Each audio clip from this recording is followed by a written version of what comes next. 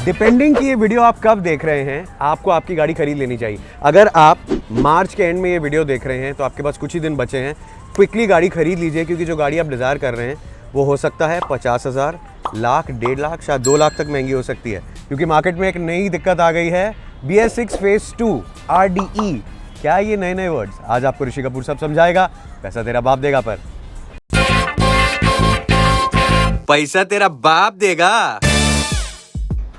BS6 phase 2 क्या है या क्यों किया जा रहा है, आज मैं आपको बताने वाला हूं। ये क्यों किया जा रहा है, ताकि जो हमारे एमिशन के नॉर्म्स है वो यूरो 6 यानी यूरोप के जो नॉर्म्स है उससे बिल्कुल मैच हो जाए। उसके दो फायदे, एक तो ये जो हरियाली आपको दिख रही है ये आगे जाके सिर्फ हमें टेक्स्ट बुक्स में ना दिखे, और दूसरी चीज़ जो गाड़ियाँ इंडिया में मैन्युफैक्चर होंगी वो सीधा बाहर एक्सपोर्ट हो सकती हैं, तो उससे हमारी इकोनॉमी पे भी बहुत असर पड़ता है। लेकिन एग्जैक्टली BS6 फेज 2 में क्या क्या बदलने वाला है ये आज हमें समझना है। BS6 फेज 1 जब आया था तब गाड़ियों में नाइट्रस ऑक्साइड और बाकी हार्मफुल गैसेस जो रावण बन के हमारे को जो है पोल्यूशन करते हैं उन्हें कम करने की कोशिश की गई थी। पहले क्या होता था, एक लीन नाइट्रस ऑक्साइड ट्रैप लगता था गाड़ी में जो इन गैसेस को कम करता था। गाड़ियों को कैसे टेस्ट करते थे, जब गाड़ी मैन्युफैक्चर होती थी तो उसका एक लैब टेस्ट होता था, वो पोर्टेबल एमिशन मेजरमेंट सिस्टम नाम की एक चीज़ होती थी। बेसिकली लैब में गाड़ी टेस्ट की कि हाँ भाई धुआं कम निकल रहा है, पोल्यूशन अंडर कंट्रोल है, गाड़ी बेच दो, गाड़ी ओके है। लेकिन इसका प्रॉब्लम होता है जब आप गाड़ी चलाने लगते हैं, गाड़ी में वेयर एंड टेयर होता है, कार्बन ज़्यादा बनने लगता है, तो फिर तो धुआं बढ़ जाता है, हार्मफुल गैसेस बढ़ जाते हैं। तो उसे कैसे कंट्रोल करें, इसलिए BS6 फेज 2 में इसे बदला जा रहा है। पहले तो नाइट्रस ऑक्साइड पे और ध्यान दिया जा रहा है, इसीलिए आपकी गाड़ी के अंदर ही फिट होगा एक OBD यानी कि ऑन बोर्ड डायग्नोस्टिक डिवाइस। ये डिवाइस क्या करता है, बेसिकली जब आपकी गाड़ी अलग अलग कंडीशंस में, ट्रैफिक कंडीशंस अलग है, टेम्परेचर्स अलग हैं, गियर्स अलग है, तब आपकी गाड़ी किस टाइम पे कितने पॉल्यूटेंट्स बाहर हवा में फेंक रही है एग्जॉस्ट के थ्रू, ये मेजर करेगा। अब क्या होगा कि इसके वजह से आपको वार्निंग साइंस आ गए कि भाई बहुत ज़्यादा अंदर से गाड़ी गंदी हो गई है, ऑयल चेंज कर लो, सर्विस करा लो। तो आप बोलोगे यार सर्विस इंटरवल्स तो बढ़ जाएंगे, नहीं ऐसा नहीं होगा, क्योंकि गाड़ी खुद भी जो है ये पॉल्यूटेंट्स को कम करने की या न्यूट्रलाइज करने की कोशिश करेगी। गाड़ी में लगेगा सिलेक्टिव कैटालिटिक रिडक्शन। बेसिकली ये एक ऐसा डिवाइस होगा जो आपके गैसेस को न्यूट्रलाइज करेगा।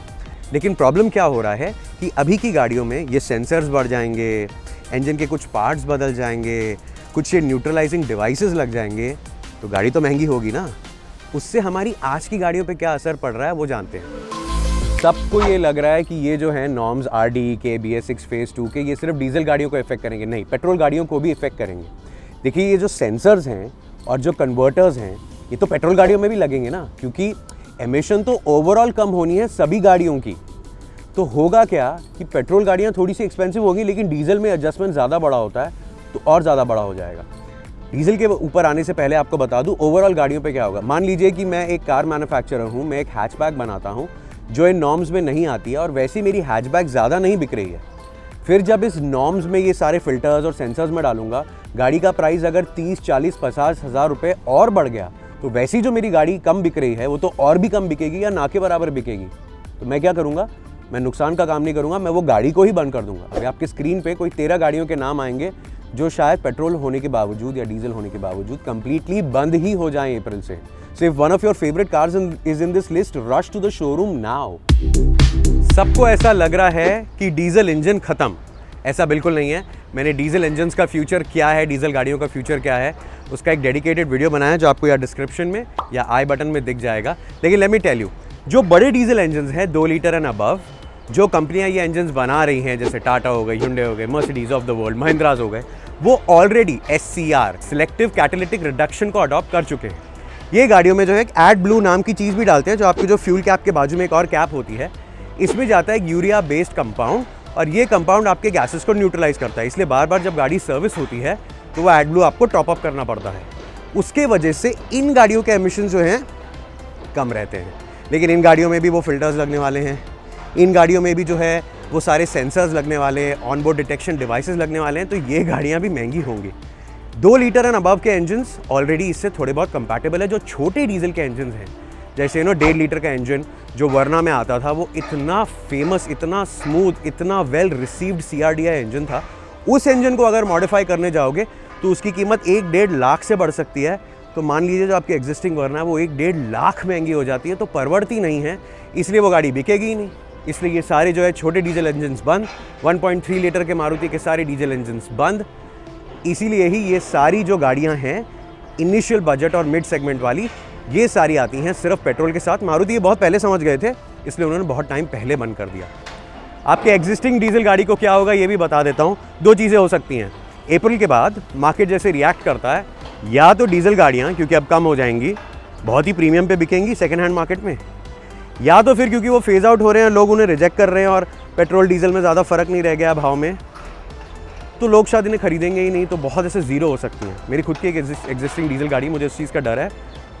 और अगर भाव कम होता है तो आप एक चीज़ कर सकते हो, आपको कोई पुरानी सेकेंड हैंड मर्सिडीज़ उठानी थी, कोई अपनी ख्वाहिश पूरी करनी थी, अगर वो बहुत कम कचरे के भाव में मिले तो ले लो, गाड़ी ज़ीरो भी हो गई तो एक मर्सिडीज़ के जो है आपका शौक तो पूरा हो जाएगा। अच्छा ट्रिक है। गाड़ियाँ कितनी एक्सपेंसिव होगी, सबसे इंपॉर्टेंट डिस्कशन। अब ये manufacturer to manufacturer, engine size to engine size बदल जाएगा, लेकिन ये कहा जा रहा है ओवरऑल 30 to 50,000 पेट्रोल गाड़ियों में फ़र्क आ सकता है भाव में। नई जो क्रेटा आ रही है, मैंने सुना BS6 फेज़ 2 की RDE कंप्लायंट, वो 55,000 तक एक्सपेंसिव हो सकती है, ऐसा मैंने सुना है। अच्छा, दूसरी चीज़, डीजल में ज़्यादा एडजस्टमेंट है, ज़्यादा चीज़ें हैं, ज़्यादा कंपोनेंट्स होंगे, तो वो गाड़ी ज़्यादा एक्सपेंसिव होगी। 1-1.5 लाख तक भाव बढ़ सकता है एक डीजल गाड़ी का। प्लस ये भी आप सोचने चाहिए कि आप मार्च एंड में अगर BS6 फेज़ 1 की कोई गाड़ी लेते हैं, उस पर ऑलरेडी 1-1.5 लाख का डिस्काउंट होगा। तो versus BS6 phase 2 diesel and BS6 phase 1 diesel that is getting cleared of, 3 lakh तक का फ़र्क हो सकता है। ये भी हो सकता है कि गवर्नमेंट जो है, अगर कार मैन्युफैक्चरर्स कहें भाई हमारे फेज़ 1 की गाड़ियाँ नहीं बिकी हैं तो हमें थोड़ा और टाइम दो उन्हें बेचने को, तो हो सकता है कि गवर्नमेंट वो डेडलाइन भी एक्सटेंड करे और आपको शायद अप्रैल में जून में भी BS6 फेज़ 1 की गाड़ी काफ़ी सस्ती मिल जाए। So do the math, because आपको एकदम नई RDE कंप्लायंट गाड़ी चाहिए जो फ्यूचर प्रूफ होगी, या एक सस्ती गाड़ी चाहिए जो पॉकेट पे ईजी होगी, वो आपका कॉल है। वैसे फ्यूचर प्रूफ करना हो तो कौन सी गाड़ियाँ लेनी चाहिए ये भी बताता हूँ कंक्लूजन में। तो क्वेश्चन ये है, फ्यूचर प्रूफ गाड़ी कौन सी लें? फ्यूचर प्रूफ तो इलेक्ट्रिक ही है। ये मैं सबको बोलता हूँ, hybrid today electric tomorrow. Electric गाड़ी के बाद हाइब्रिड के एमिशन सबसे कम होते हैं, वो आपको डीजल का माइलेज भी देती है, डीजल जितने पैसे खर्च नहीं पड़ते हैं, और रीसेल भी ठीक ही होगी क्योंकि ये एमिशंस के नॉर्म्स में बैठ जाएगी। डीजल गाड़ी थोड़ी एक्सपेंसिव अभी पड़ सकती है। आई थिंक आपको थोड़ा मार्केट को टटोल के फिर डीजल का डिसीजन लेना चाहिए अगर आप डीजल लवर हैं तो। ध्यान रखिए कि फिलहाल अगर आप मार्च एंड में ये वीडियो देख रहे हैं तो भाग के जाइए और BS6 फेज़ 1 की जो है गाड़ी डिस्काउंट में ले लीजिए, वरना बाद में भी गाड़ी लेंगे तो चल ही जाएगा। इस सब लफड़े में ना एक और बहुत बड़ा लफड़ा है, E20 फ्यूल नाम का, उसके बारे में भी किसी दिन बात करेंगे। फिलहाल आप चैनल को सब्सक्राइब कीजिए, वीडियो को लाइक कीजिए, इसे शेयर कीजिए और जनरली कमेंट्स में बताइए कि आपको ये हमारा एक्सप्लेनेशन जो इतने कॉम्प्लिकेटेड टॉपिक का कैसे लगा। हम अपना बेस्ट ट्राई करते हैं, तो बहुत कोशिश करता हूँ सच्ची।